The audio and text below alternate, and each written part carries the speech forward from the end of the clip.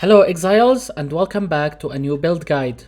What if I told you that you can replicate my strongest Righteous Fire build from previous league with just 3 Exalted Orb budget? You will have the same tankiness and around 60% of the build original damage for only 5% of its original price. It's all content viable including all bosses on Awakener level 8 Atlas. Now if you don't want to bother watching the entire video for that, then you will find a BOB link for it in the description. But with that being said, let's get started with this build guide.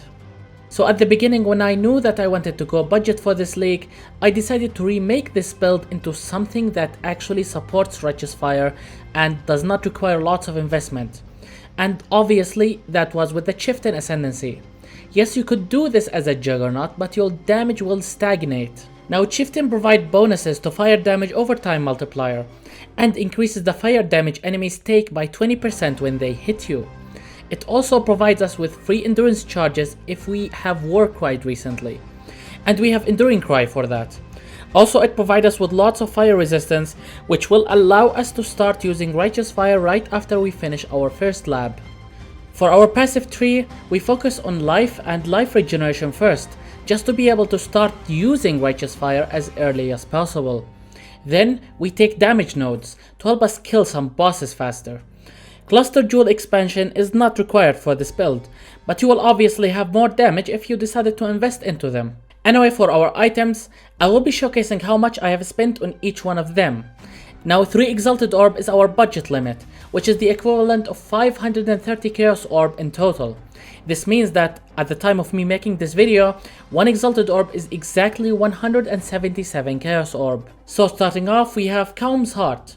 It's an essential item and not too expensive after the first week of the league. I paid 30 Chaos Orb for mine. You might pay more depending on if you are trying to get it as early as possible before anyone else. For rings, we also have Calm's rings. I bought 2 of them at the price of 45 Chaos each, adding another 90 Chaos to the total budget of the build. For gloves, we have one with fire damage over time multiplier and the hybrid life. I crafted flat life on it and it was good to go. I spent 20 Chaos on it and we add another 5 Chaos total for a perfect life craft roll. For boots, we have movement speed, resistances, in addition to a high life roll if possible. This pair cost me 45 Chaos. For our weapon, we use the Searing Touch Staff. It's the cheapest way to boost our damage.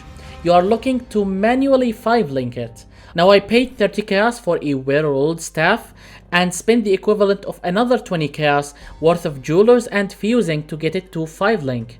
Anyway, for our helm, we are looking for burning damage support only. You can upgrade later to one that gives you concentrated effect and put Righteous Fire there so that it can benefit from both burning damage and concentrated effect.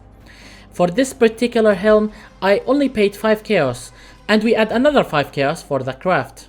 For our belt, now this is something that I manually Chaos spammed into. It is not difficult to get any belt with life and resistances. As long as it doesn't have any damage roll, you will get it for cheap on the market without having to craft it yourself. For me, this took 30 Chaos worth of rerolls. Finally, for our amulet, get yourself any hunter influenced amulet. It has to be level 83 or above. This will allow it to roll reduced mana reservation on malevolence. Try to get as perfect roll as possible by defining the item, then catalyst it up to get as close as possible to 30%. Manual crafting something like this will cost you around 100 Chaos on any regular amulet. For our Watcher's Eye, we only have increased life recovery rate while affected by vitality.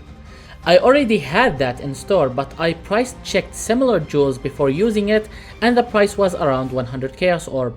For our normal jewels, however, almost every single one of them looks exactly like this one, and we have around 7 of them. I paid between 5 to 10 Chaos for each one, which exactly put us at our 3 Exalted Orb budget for the build. You can greatly improve the damage of this build by investing into better jewels, but each one must have the reduced mana cost of skills to help you sustain channeling Scorching Ray. Now for gems, we have Righteous Fire, Burning Damage, Elemental Focus, Inspiration, and Concentrated Effect. This is your 5-link setup that goes in your staff. Righteous Fire does not inherently benefit from a 6 link setup, so having it on a 5 link is not a big of an issue damage wise. However, if you had access to E6 link, then adding Awakened increased area of effect support is going to be a big quality of life upgrade.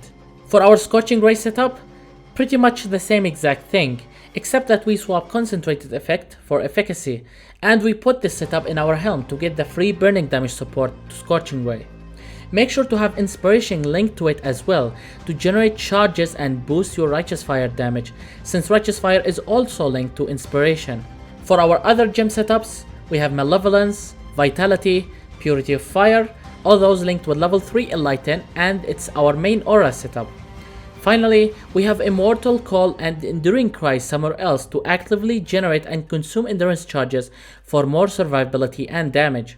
Just make sure to activate Immortal Call first and then Enduring Cry once every 8 seconds to maintain the damage boost from our Ascendancy node and maximum endurance charges all the time. Finally, we have Orb of Storms. Orb of Storms hit for lightning damage, which applies elemental equilibrium, which reduces enemies' fire and cold resistance by 50. This also helps us trigger Elemental Overload, and to be able to trigger it effectively, we have it linked with increased critical strike support gem. Finally, for Bandits, we help Oak for his 1% life regen and 2% physical damage mitigation. For Pantheons, we have the Soul of Lunaris for the Majors to help us map faster, and the Soul of Tukuhama for additional tankiness while stationary. And with that, we are done with this build guide. If you got any question, then make sure to hit me up in the comment section and I will make sure to get back to you as soon as I can. But for now, I will just leave you guys to enjoy the remainder of the gameplay.